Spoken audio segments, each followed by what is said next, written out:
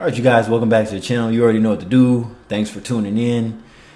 We're going to talk about that $20 salad. But we all know it's more than that if we include a drink with the taxes. And they might even try to slide in a tip, a gratuity tip, 20%, sneak it in there, and your bill's almost $30, right?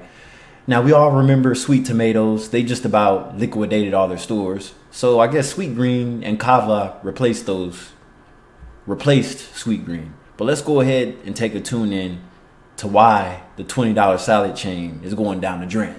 Let's go.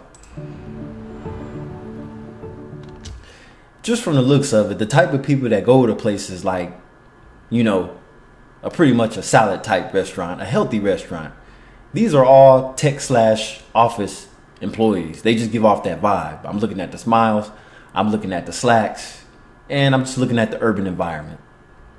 Salad chain Sweetgreen revolutionized the fast food industry when it launched in 2007, proving... And it's always the same type of guys, the three amigos, the same type of profile of men that started YouTube, Napster. It's just always those, those smart ass college students that pretty much create the next greatest thing for everybody. Healthy food could be convenient and accessible. That's why it was so exciting to the consumer. There was actually a restaurant concept that offered these type of items on their menu. In 2025, it's still a lunch favorite among office workers in big cities, but looks can be deceiving. The company has been struggling ever since going public in 2021. It has never been profitable, reporting a $90 million net loss in its full year 2024 earnings. Its stock trades around $5.55 after falling more than 80% since the beginning of 2025. And same-store sales, a critical metric for measuring store performance, declined for a second quarter in a row in Q3 2025 results. It's been a tough 2025 in restaurant land, just broadly. And see, the thing about Kava, the competition stores, we don't have Kava in Northern California, but they have them in Southern California. I think the smart thing to do is expand them in Northern California, where most of the tech people are, like San Jose, San Francisco, even Oakland.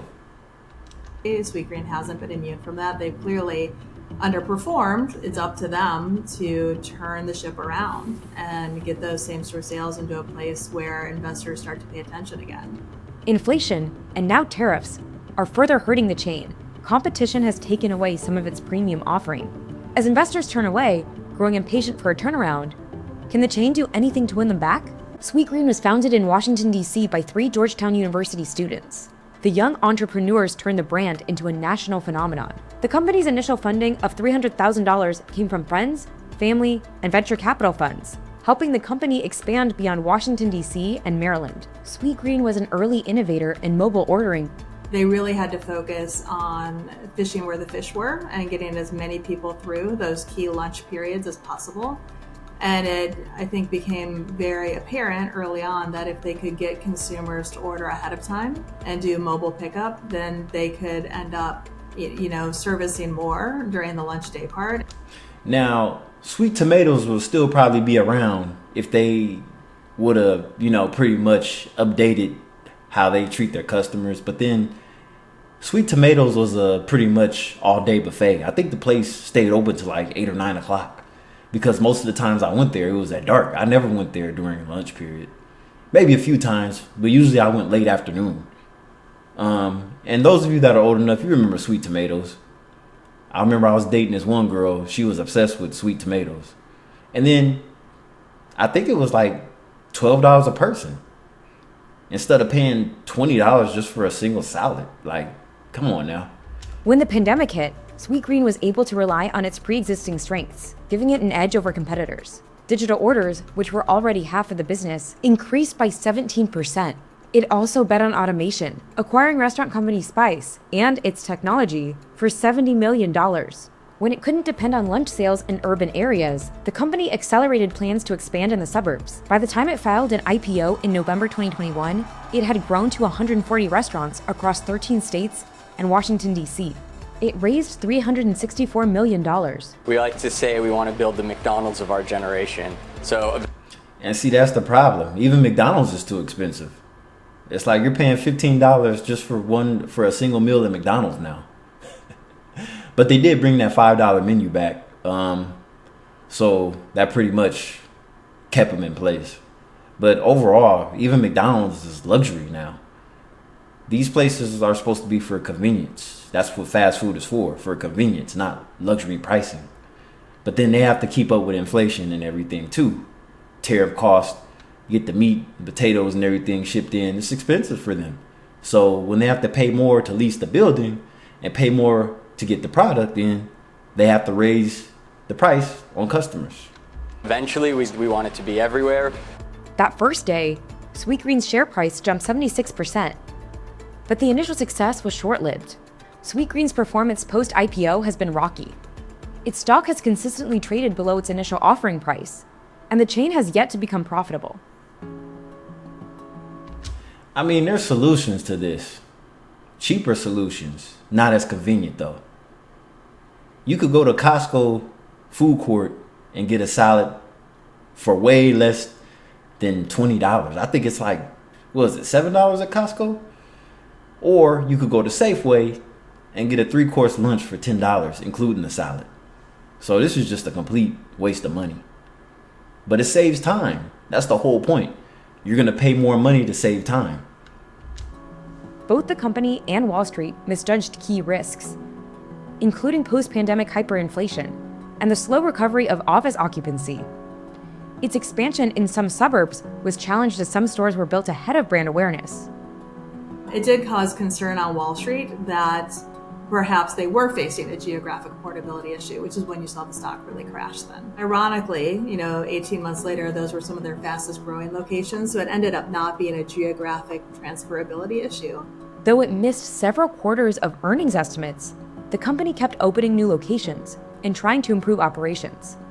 It introduced new protein options. Shares started to climb back in 2024 after adding more automation to stores. It called these its infinite kitchens. Yet the stock has since snowballed after nearing a $50 high that November. In its Q3 2025, Sweetgreen missed earnings and revenue expectations.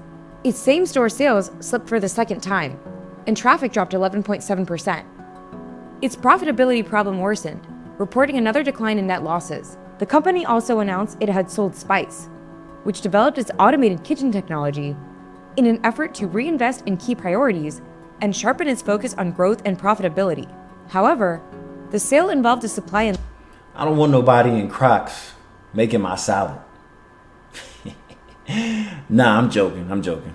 licensing agreement that will allow Sweetgreen to deploy the technology across its restaurants. Its losses are mounting. In the prior quarter, Sweetgreen laid off 10% of its workforce. First of all, your service isn't up to par, meaning your interaction with customers is falling. Your food costs are high compared to what your established metrics are. Labor costs are probably through the roof, meaning really at the end of the day, you're not performing based on where you want your average unit volumes to be. Sweetgreen is also facing industry-wide challenges. Restaurant menu prices have outpaced inflation, and even higher income consumers are pulling back on spending. It's too much. Think about how much money, if this is one of your favorite places to go to weekly and you work Monday through Friday, let's say you go here 2 to 3 times out of the week. You're spending almost $100 a week at this place. You probably spend more money here than you will buying gas for your car, depending on where you live and how far you live from the workplace. They thought that this would be a convenient place to go to, close to, major downtowns with a lot of office workers and tech workers. I mean, let's not forget the city workers and the construction workers, utility workers as well. But a place like this would probably do better in a residential area next to like a college or a high school. In a bid to bring customers back, Sweetgreen said it increased its portion sizes on chicken and tofu by 25% in July. And that's another thing. When you go to these expensive places, they're stingy on the meat and the sides. Very stingy. They'll give you a few pieces of chicken in the whole salad. You have this big old salad with like 3 or 4 pieces of chicken in it and 1 piece of bacon. Yet salads remain pricey, ranging from $14 to upwards of $25 in big cities. Its core customer base skews younger. Many are facing high unemployment rates and a tough job market. You're living in mom and dad's basement, you're probably not going to your fast casual concepts quite as much. Uh-oh, she getting on you basement dwellers. Yeah. I think that also makes all of those consumers more value conscious. And they're the ones that need to be eating this stuff because it's healthy. Put down the pizza and beer, the Takis, the weed, the Cheetos.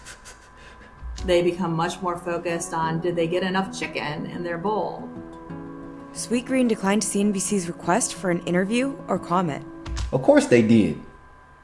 Most companies, when it comes to the media or insurance or just like anything political, they're going to try their best not to speak out. Investors haven't fully abandoned Sweetgreen yet. The company has been growing its revenue and narrowing its losses. Experts say its profitability issue doesn't come from its stores, which are making money. Rather, it's its corporate overhead. The chain is aiming to grow from about 260 locations to 1,000 by 2030. In contrast, Cava has more than 400 stores, and Chipotle has more than 3,700. The way that you ultimately become profitable on the bottom line is growth. I mean, you have to grow the unit base so that you can leverage that sunk G&A cost across a greater number of locations. But while scaling is expensive, Sweetgreen has no debt and some cash. It received $100 million in cash and $86.4 million in Wonderstock, which is the food and restaurant company that bought Spice. Ultimately, if you're talking about the next 5 or 10 years, that's really a game changer in terms of operations consistency and margins. And with better margins from the Infinite Kitchens, there's always that question of, do you harvest that margin or do you weaponize that margin? And if you choose to weaponize it, how does that change the competitive moat around your business? That's really one of the big long-term. What's going to happen is they're going to end up being bought out. I mean, they're not that large to begin with, and it don't sound like they could compete with a chain like Chipotle. Out of all the salad chains, Chipotle is the biggest right now. Cava might have a chance, but this one, no. Nobody wants to pay $20 for a salad. Just buy food at the store and bring your own lunch to save money. That's the best route to go. Or like I said, you have Costco and Safeway if you're close enough to one. I'll check you in the next video. This is Kyler Vale once more, and I'll check you in the next one. Goodbye.